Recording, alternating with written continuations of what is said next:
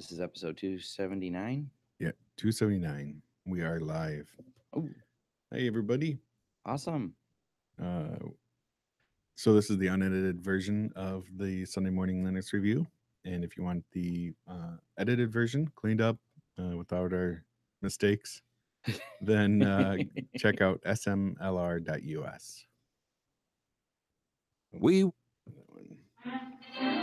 the Sunday Morning Linux Review with Mary Tomich, Tom Lawrence, and Tony Bemis as the Beaver.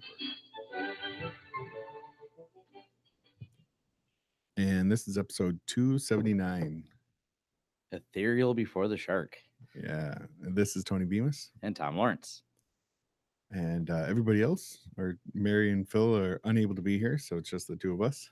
Yeah, sometimes summer's hard. Yeah. I think it's been 2 months since I've been on a show. And if you've been gone for 2 months, the other people were available, and now it's Tony. I think I feel consistent, but I don't know. I'm obsessive, and I live down the street, and I don't go anywhere. Right.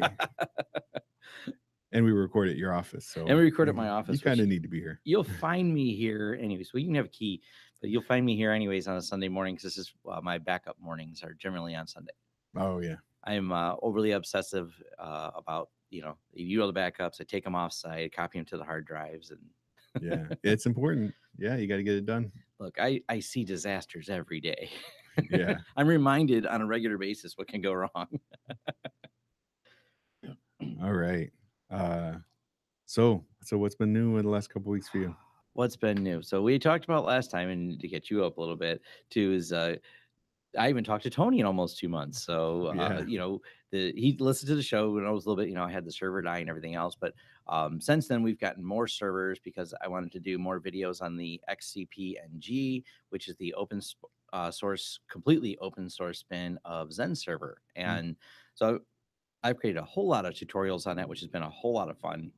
The Zen motion and all the features on there. A lot of people they were a little dumbfounded that it worked as easy as it did. So I did a whole tutorial on how you can just take running VMs with completely open source software and move them from one machine to another machine with a few clicks of the button, and picked up some 10 gigabit network cards to make that whole process take only a couple minutes. Nice. I did a fun example with FreePBX. I got on the phone with FreePBX, moved the VM.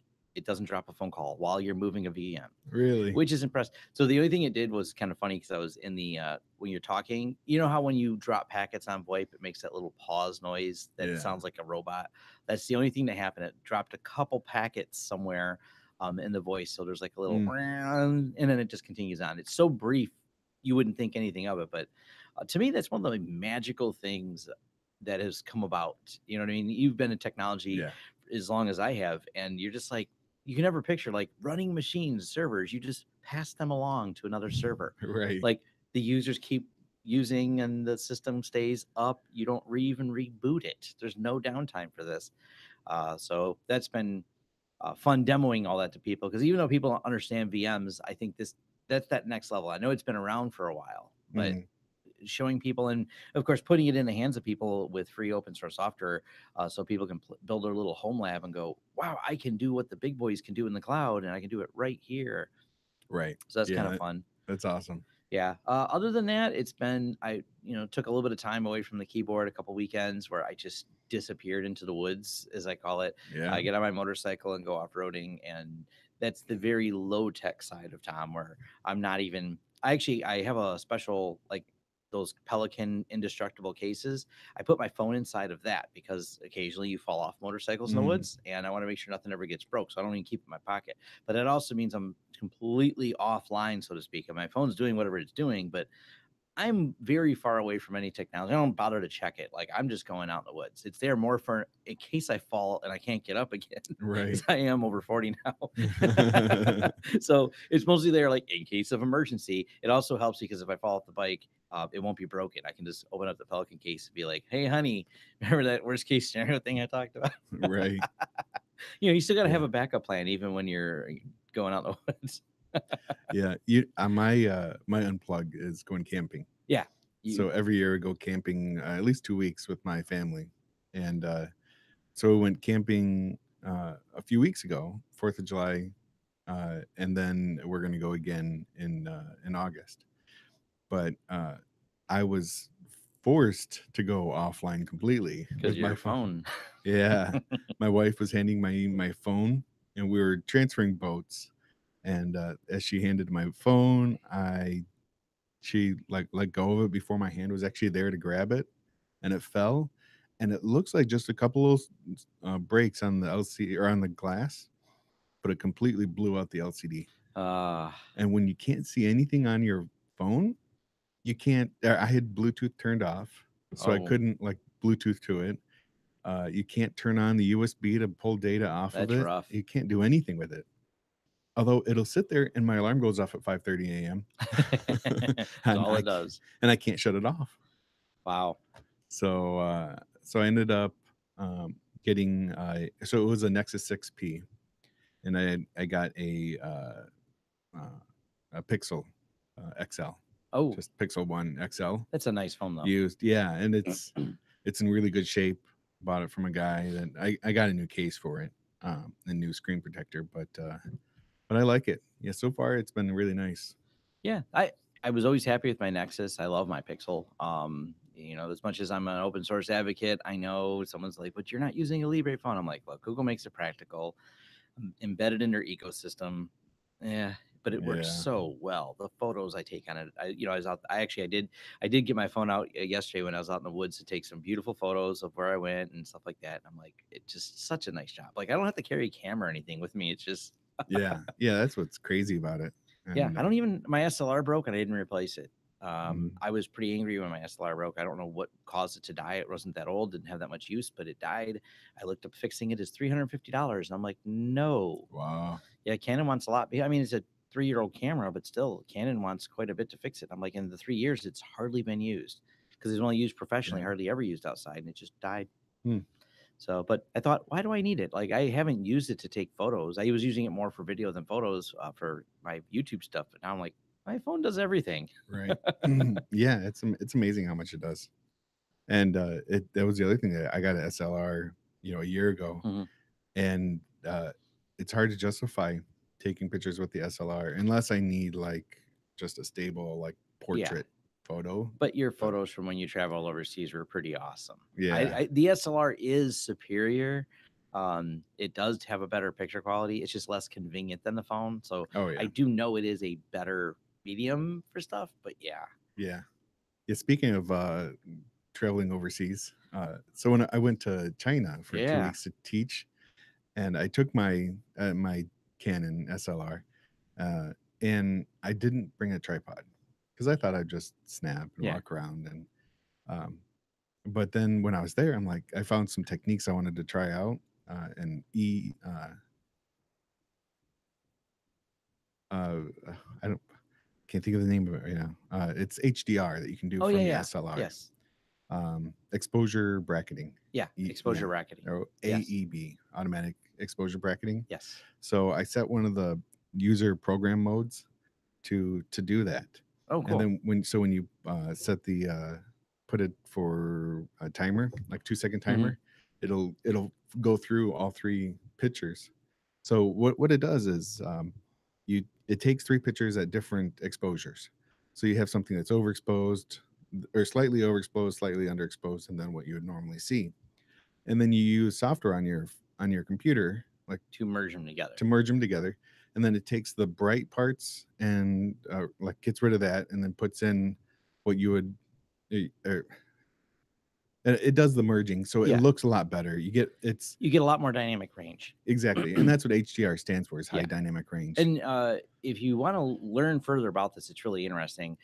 If you look up how much dynamic range the human eye has, how much dynamic range film has, and then how much dynamic range a camera has, you'll start seeing the significant differences. And the reason some people here in 2018 are still shooting in film, there's a lot more the difference between light and shadow, which we see very fluidly with our eyes. Cameras, especially the digital ones, including one on your phone, have a very hard time with. But this is actually what, if you're not familiar with the way Pixel 2, why the camera's so good on there, they actually started charging the couple devices that actually pick up the sensor at different rates. That's how it picks up. They automatically shoot in dynamic range by actually taking the sensor and taking alternating rows, if I'm not mistaken, Oh, and they really? charge what controls how much a sensor can see is the charge couple device on it. The CCD sensor is a charge couple device. The level of voltage you put into it determines the sensitivity of it. So you increase voltage, increases sensitivity, but of course, increased voltage comes with noise in the potential there. So that's how they do is then they use a logic to reassemble the 3 brackets. That's actually how Right. the Pixel 2 takes a photo. And that's Yeah. why it's pseudo increased by software. Computational photography is actually the term, which I think we're going to see more and more of in the future, Oh, yeah. where that becomes as part of the camera integrated versus, like you said, you can use software outside there to do it. Yeah. It's really cool though. Right. And that's where a lot of people, like, you go try to take a picture with your phone and you're like, why is it so slow? Why doesn't it just like snap and continue on? It's because it's actually doing the 3 exposures at once. Doing 3 exposures. And then it merges them together for you. Is one of the things that makes an SLR superior, especially when you get into what they refer to as the full frame sensors, like there's a company called Hasselblad.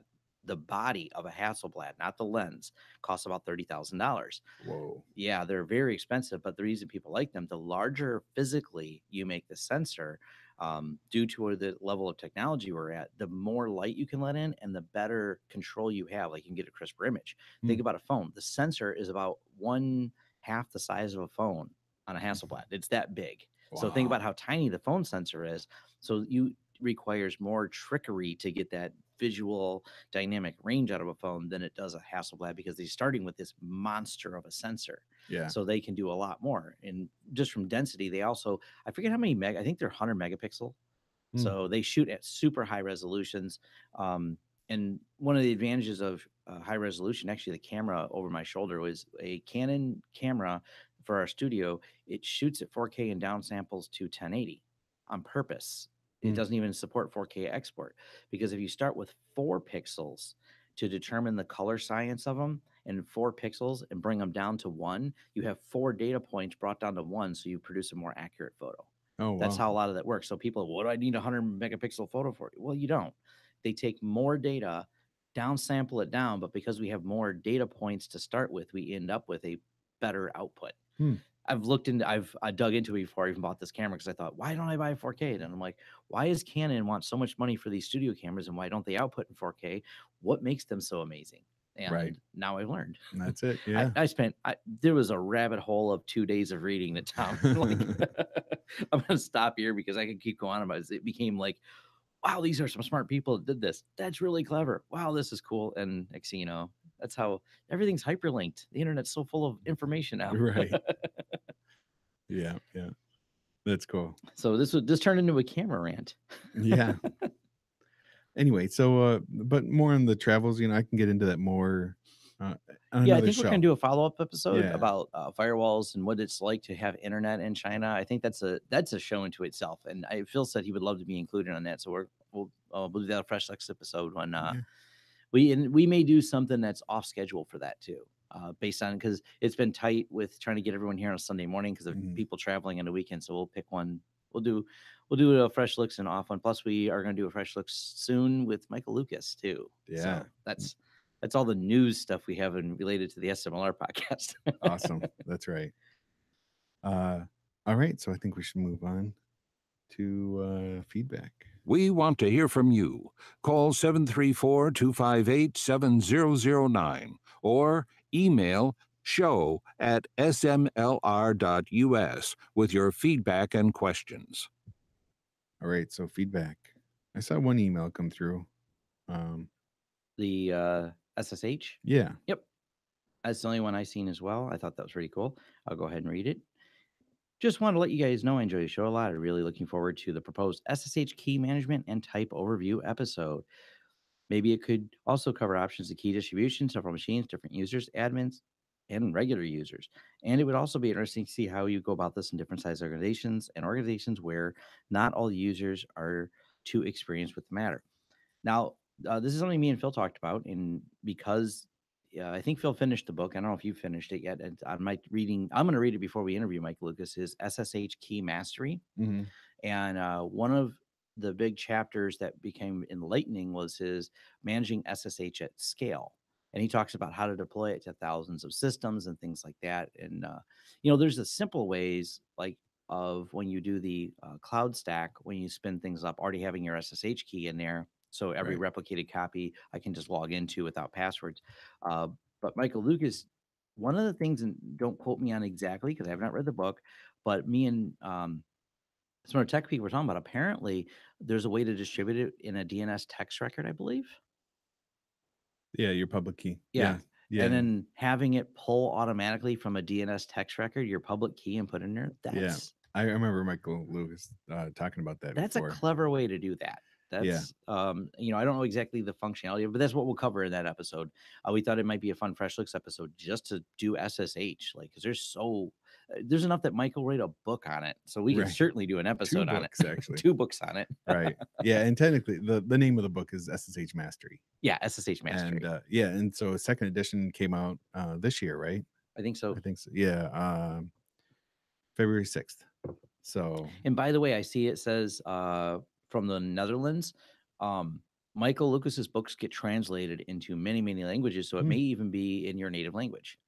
So that's something we talked about when we did. There's an interview with Michael Lucas on my YouTube channel, and we talked about how people fervently have interpreted these in like all kinds of languages, like lots of different languages, which is pretty cool. So if as I get that sometimes people as a question of like, is there a translated version of things I've covered? I'm like, but it's also, I don't know, that's most people end up learning English. Thank you for taking the time to learn English. right. But it would be, I think it's nice if we can translate things into other languages. I guess it's probably easier with books than my YouTube videos, because I've had people offer to transcribe it. I authorize it, so I'm like, go ahead, but I can't. Right. Yeah, exactly. I don't even like transcribing English. Yeah. I didn't see any other feedback. That's all I saw too. All right. So moving on to news. Di- Oh, no, Distro Fever, where we cover the latest hot distro releases and news. Distro Fever. It's been so long, I forgot the order of our show. I know. It's been months and months. What do we got here? New version of Scientific Linux distribution. Yeah. So that's still being updated. What do we got in here? All kinds of little Arco Linux. Arco Linux. It's Arch based. Never heard of that one. That's interesting. There's something. I was trying to remember what came out that I found interesting. I guess it's not out yet. It's the Debian 9.5. It's not yet, but it's coming soon. I was reading through notes and things like that. So all my servers are Debian based, so yeah, I keep up with that. I yeah. try to keep all my servers up to date. My servers are running a Ubuntu server, and I updated from 1604 to 1804, and it broke it. Yeah, man, it was like 3 months ago. I upgraded from 1404 to 1604, and it was flawless. So I'm like, I'll just do it again. Nope. Phil helped me with. I had one that there was some big changes we had to make. So because we were running on Debian 7. Now nothing on it, because it runs a special program, nothing on it was direct public facing. So I wasn't really worried about the security implications, but I knew eventually I should. And there was no known security vulnerabilities, but I tried upgrading it, broke, and Phil knew the trick of getting from 7, because that's when we switch from to the init versus system V. And there's some trickery that has to be done. And the nice thing is, going forward is easy. We only moved it to, we couldn't move directly to 9 either. We tried that, it broke. You can't go from 7 to 9, so we had to go 7, 8, 9. But it went. Yeah, it's probably there's a conversion. Most of the 8. fixes occur there, and once you fix 8 to 9 was a lot smoother. So nice. Yeah, that whole system V in it, and system D. Yeah. System D. Yeah. I don't. Yeah. As long as it works, it works. Yeah, that's it works my now. attitude. Yeah. It didn't work when Tom tried it. Right. I upgraded my Linux Mint to 19, and previously Mint never gave like upgrade paths. They said you just should nuke and reload. Yeah. And this time they said, no, you can upgrade. Oh, okay. But then there's like a 10-step thing to upgrade. It's not just a quick go. You have to change like the login manager and a couple different things. That's kind of a pain. Yeah. Yeah, I mean, it was step by step. It wasn't that Yeah. hard. And That's then it something went I through and gotta say Ubuntu has always done a good job of. Their upgrade yeah, paths, in place upgrades of Ubuntu really have worked really, really well for me. yeah, I agree. Generally, Generally.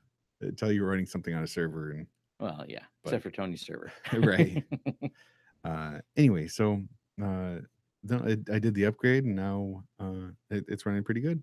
You know, it's on the 1804 LTS and I like it. I'm still running Pop! OS on both my desktop and my laptop. I switched to that and I have had an absolute wonderful time. The Nice. only bug report I have to do is on reboot, it changes my default audio output on my desktop. That I don't know Mm, why. yeah. It thinks my Yeti microphone, which does have an audio output, it just thinks that should be the default for no particular reason. Really. Yeah.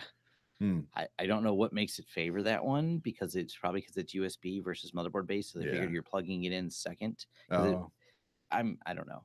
I haven't figured. I got to file the bug report. It's been too lazy because I hardly ever have to reboot my computer. yeah. You know what the low tech version of that is? Hmm. Unplug your microphone when you're not using it. Yeah, I But use it so much I don't unplug it. oh yeah. That's my bigger thing. Like I can't unplug that thing, man. It's in because I answer my phone with it and everything else. Like I use it at my desk all the time, Mm, and I record things all the time. yeah. Yeah, I guess that makes sense. All But it right. also would screw up because it is set as a default audio input because I have 3 audio inputs, and that's the one I always want default. So I got the webcam mic, it picks up as an input, Mm, the Yeti is an input, and then an onboard has an input. And I always want it to be the Yeti. yeah, yeah. I know when I screw up because I start recording something, and then I'm like, oh, the audio's terrible. Yeah. Crap. Yeah. Okay. All right. So because it's time to move on to news this time, right? Now it's news. All right. Tech news and views. All right. So do you want to start up? We will. So if you didn't catch it, I can't remember, did we say at the show Ethereal Before the Shark is a reference to the fact that Ethereal was released 20 years ago today, which later became Wireshark. So that's Yeah. just a little today in InfoSec note, which is pretty cool. Yeah, that's a long time. You were telling me about this at a convention you were at. They were Yes. doing some packet captures. Oh yeah, I remember. I mean, this is before Wireshark. We used to do because just nothing was encrypted, and that's just the way we accepted the internet to work. There was so many cool tools that people had based on Ethereal, and I wish I remember the name of it. And obviously, it's been since 2002 since I ran that, so 16 years ago. Occasionally, I forget what the name of a tool is because the tool is long deprecated because it couldn't, see inside of encryption. Mhm. But it would automatically reassemble all the packets and drop them into their corresponding directory. So you had a JPEG directory, a GIF directory, an EML directory, because it would reassemble emails and put them in Thunderbird format Mhm. so you could actually open them. And what we do is you would just watch the packet stream sniffing, and you could grab and throw everything into these folders and collect all the data that people were doing, and even had a passwords folder. So it would go and collect all passwords that were sent for people going out to their email clients. Wow. Because back in the day, no one thought at all about this. All the email was just sent unencrypted, like the username and password. This is 2002. There was no, maybe they existed on an RFC piece of paper somewhere, but was never implemented. I don't know when we got encrypted email because everything ran over POP 110 for the most part. We popped more than we IMAP'd. Right. But even if you IMAP'd, you never used the 465. I don't know Mm. when 465 came around, but yeah, that's Yeah, I'm sure it was around, but yeah, nobody used it. They're like, oh, what's the chances somebody's going to be listening to when my we used to just email? listen to all of it. There's so much stuff in there. So Wow. yeah, that was the original, all the based on Ethereal and the packet capture drivers that came with it and everything else. I mean, it was just really fun to play with back then. It's still fun now, especially if you're man in a middling something and you have your own SSL certs and you want to sniff networks. It still Right. works. Yeah. You just have to do a little bit different. And if it's Yeah. please note, you should be doing this on your own network with authorization. That's right. So this is I found a few Linux things that were kind of cool. And go to brow.sh. Browsh, the modern text-based browser. This thing is Yeah. just fun to play with. It's Lynx is just not that great, but you can just point your SSH client to brow.sh, so SSH brow.sh. No auth needed. This service demonstration lasts 5 minutes and is logged. This is actually kind of cool. You can play around with a terminal-based browser. It's actually rather clever. and I kind of like it because it's lightweight. You can browse into things, and I don't know, just kind of novel to play with. So it definitely pretty cool. I can see that it can be handy on a headless server, that's you're only running SSH. If I just want to, I think it might be fun if I want to see how a server renders a page and if it renders it properly, so I can see something from a client's perspective without actually logging into the machine. So, like, hold on, let me log into your Linux box over here. I want to see how your network pulls this data, and I can kind of get a view of it that way. Yeah. Also, might be kind of a fun way. I want to see how it works with some of the web interfaces that we have, because as much as I love a web interface, it's kind of cool just to lock it down over SSH. Don't even have to port forward. I can just SSH in somewhere and browse around a web interface of some device they have, like a printer and things like that. So Yeah. I envision myself using it for that quite a bit. So how far does it go? And is it HTML5? Yeah. Oh, Well, pretty not good. just HTML5. It actually can render, I believe, it had the list in here, but it was like everything. Yeah. CSS3, JavaScript. It renders YouTube. It'll do Wow. WebGL. So, wow. Yeah, there's a demo on the site of what it looks like watching a YouTube video with it, which is impressive. That is crazy. I'll leave you as a surprise as to what the video is. What's that website one more time? Brow, BROW.sh. You can SSH right to it, SSHbrow.sh. So you can get a demo of it without loading anything. I think this is pretty cool. We're big fans of the Raspberry Pi. It's been a fun toy for $35, a toy that does powerful things. Raspberry Pi gets its own app store now. And now Really? with the latest update, yeah, they have a whole app store to make it easier to install things right through the graphical system. So you can load Raspbian, play around with it, and it's got its own app store, which is just really cool. It's going to make using Raspberry Pis that much easier to get started with. I have an engineering client, and they use Raspberry Pis for some of their testing stuff. And there's something I'm going to bring back to the Raspberry Pi in another article. Actually, I should just jump to it. Say ring back? What's that? Did you say ring back? Bring back. Ring back. All right. This is cool. So I didn't know this, but are you familiar with USB over IP?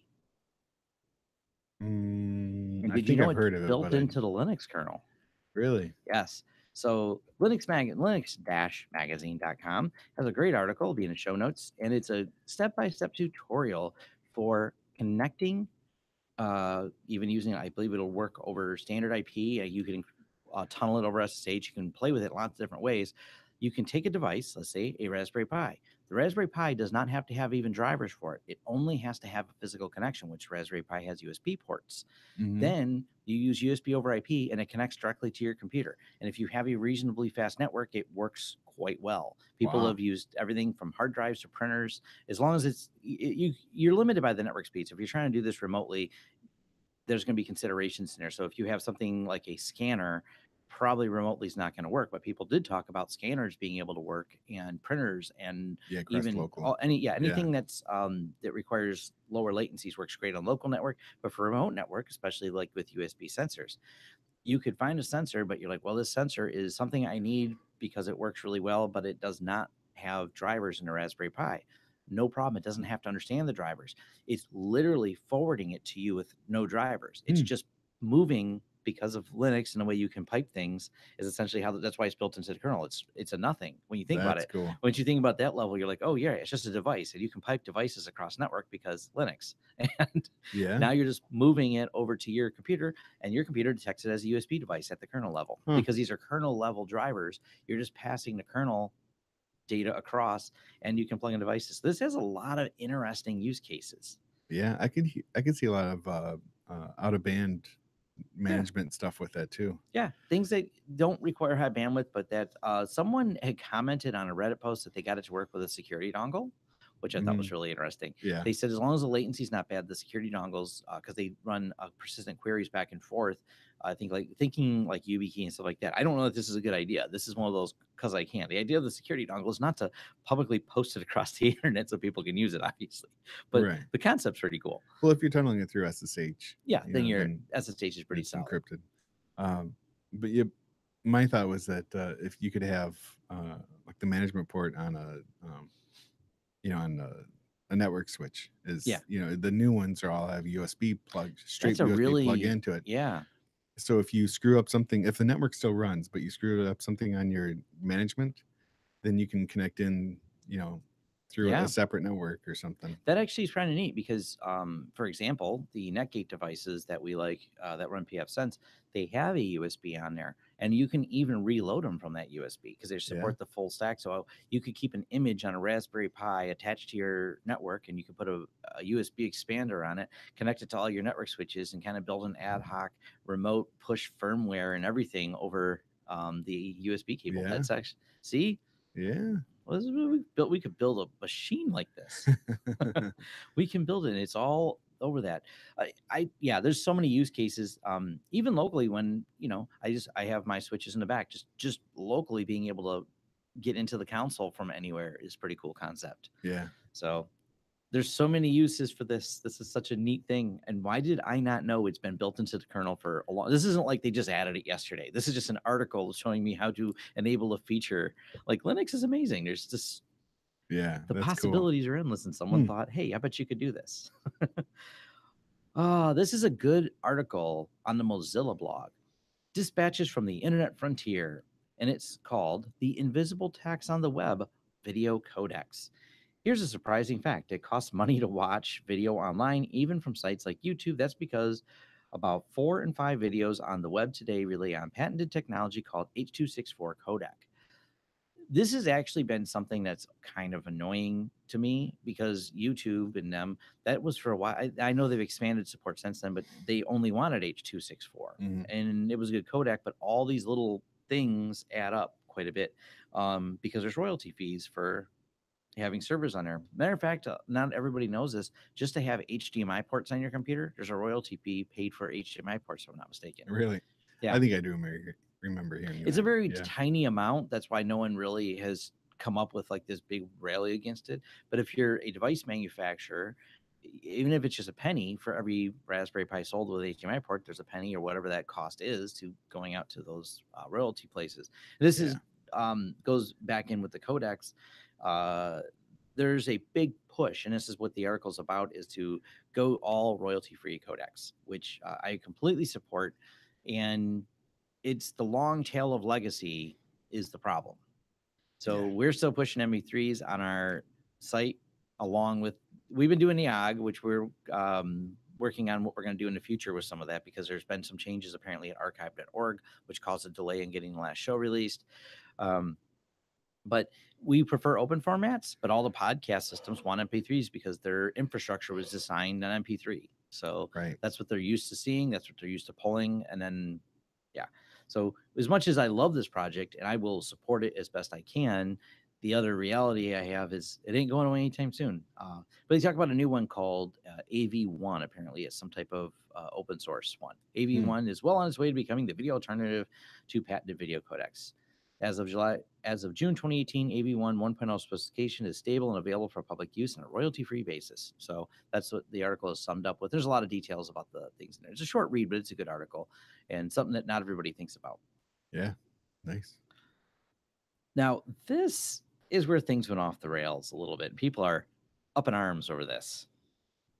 Up in arms because ARM kills off its anti-risk V smear site after its own staff revolts. This is just, I mean, haven't we learned from Microsoft's poorly landed smear campaigns against other companies that this is not a good idea? This is not a good tactic. Don't just go smearing your competitors. That's just, and create an entire website creating FUD about your competitor. So what happened was some PR people over at the ARM company decided to put an anti-risk V processor architecture type website up. So it was all about why you shouldn't use that, like an entire smear site, which is interesting because it had the Streisand effect of people go, this is interesting. And more people learned about RISC-V that didn't know about it. So there's all these good discussions going on. So it completely backfired and has raised more awareness for their competing architecture. Everyone's like, oh, you're right. Wow, there's another architecture type. Well, if they're smearing it, it must be superior. That must be why they're smearing it. So it turned into this awesome thing. But then inside the company, the engineers that run the company go, this is a wrong thing to do. The engineers themselves didn't know that PR was doing this. So they Mm, internally said, you must stop this. And then they took down the website. So yeah. it's kind of interesting. There's a story on a register about everything that happened and how to break down. Like this is ARM actually had some comments to the register. Our intention is in creating a web page to offer considerations around the commercial risk fee based products was to inform a lively industry debate. Was what they said. Really? Regretfully, the result was something different. A page that wasn't in line with ARM's collaborative culture. So we've taken it down. Indeed, many of our own people told us they didn't like it. Yeah, that's they're a huge. If you're not familiar, a lot of the people behind ARM are open source advocates and other. They contribute to open source projects and things like that. So you have a lot of them are active in the open source community. And they're not just engineers working for ARM. That's their day job. So they don't like this weird concept that maybe we see that in the corporate world. But I just don't understand it in the open source world, like where I got to bash someone else's project. Make your project better. You like this file system better? Cool. Defend your stance on it. Update the code. Tell me why you think it's superior because I asked you, but you don't go put an anti the other guy's stuff campaign. Right. Exactly. Yeah. That did lead to one of my favorite comments Google ever had. And this was Google keeping it classy. Do you remember when Microsoft had their Scroogle campaign and they had shirts that say, I got Scroogled? Oh, yeah, Yeah, yeah. yeah, and it was, basically talking about how Google was evil and bad, blah, blah, blah. And they asked Google for comment on it when Google was releasing the Android Wear and all this other stuff. They had the best one line ever. They're like, we're glad to see Microsoft's getting into the wearables market. We hope they progress.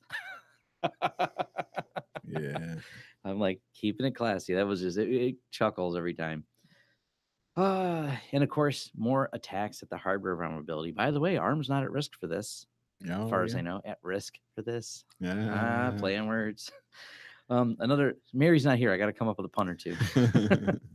Another data leaking Spectre CPU flaw among Intel's dirty dozen of security bug alerts. Chip Zella prepares for its public patch update. These are more Spectre and Meltdown flaws, and this is why the Spectre and Meltdown patches weren't. They may have been referred to patches, but if you read the detail, they were mitigations. Right. Among the mitigations they did, for example, was in the browsers, they added some random entropy so you couldn't use the timer to figure out the timing attacks, which was allowed. Once you figure out the timing attack, that timing attack would allow you to determine what was the contents of the processor on the adjacent CPUs. So by adding these little bits of random noise in there, that was just a mitigation. Someone has found ways around the mitigation, and then more security researchers have found even more ways to exploit this. We talked about this last time because I don't know that all of it's been released, but ahead of time, we know in the open source community because we see changes come through. We've seen FreeBSD disabling hyperthreading completely. Right. That was the person in charge, his name eludes me right now, but he's in our last show notes. There's a whole article. He goes, I'm under NDA. I can't say why. He goes, I'll tell you, I did it because we had to. And this is they had to.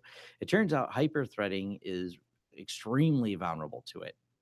By sharing a single core to do two things, supposedly is secure, but as we've determined with all these new flaws, it's not. And there's going to be the kind of solution. Everything I've read about this is we're going to have to rewrite the way the kernel looks at things.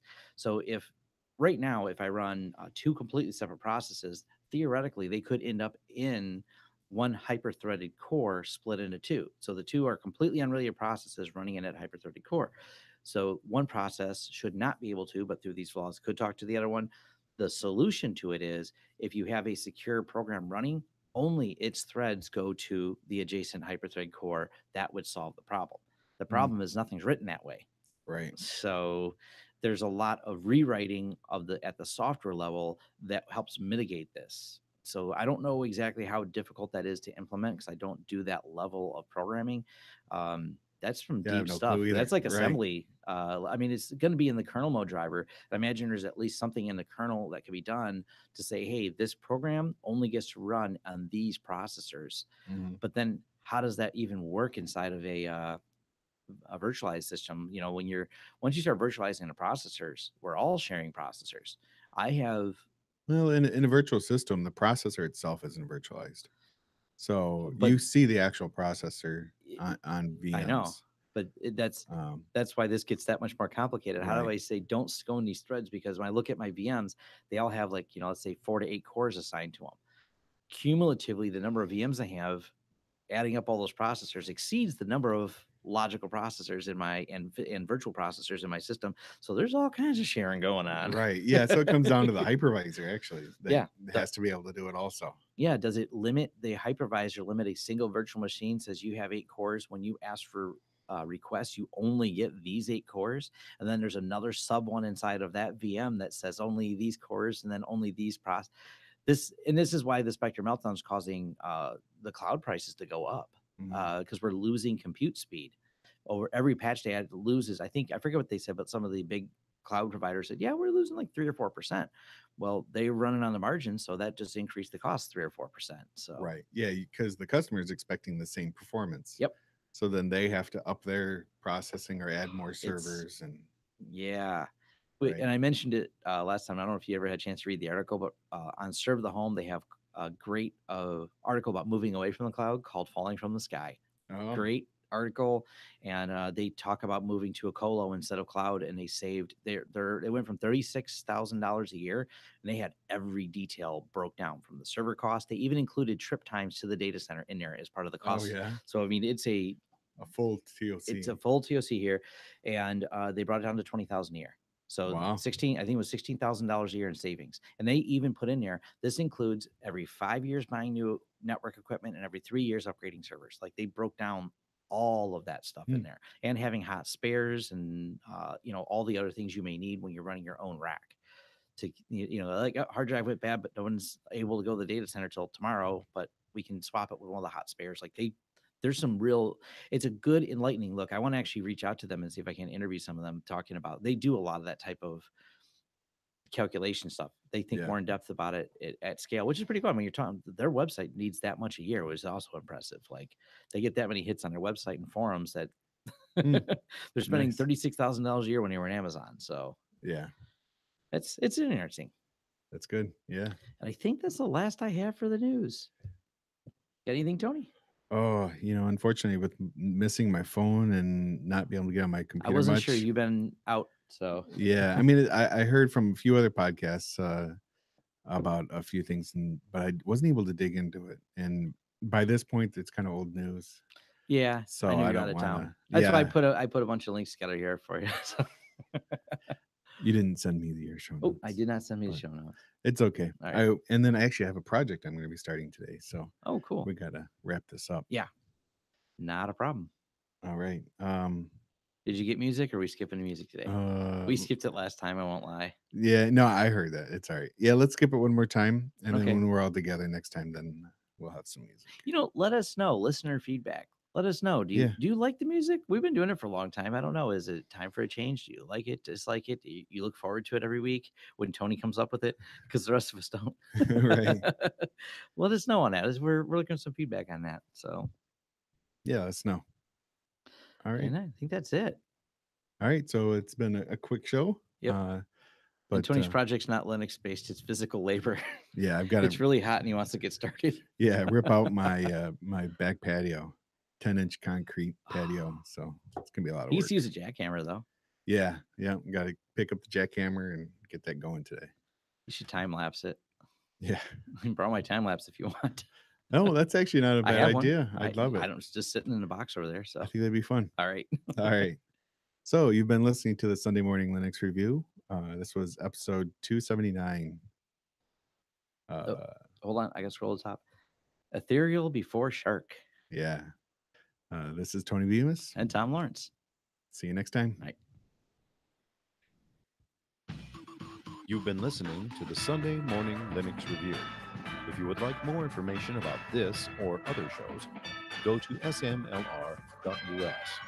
Feel free to send comments to show@smlr.us or give us a call at 734-258-7009. I'm John Miller.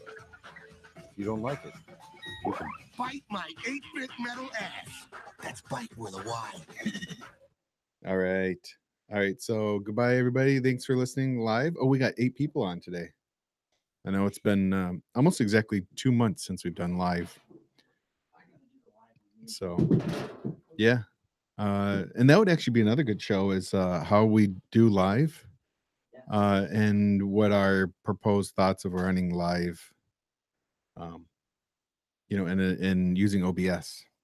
Yes. So I got to do a new because we have OBS hooked up to that now too. all right. So yeah, it's already here. So we just got to put that together. All right. So goodbye, everybody watching on YouTube. Thanks for watching us, and I'll see you next time.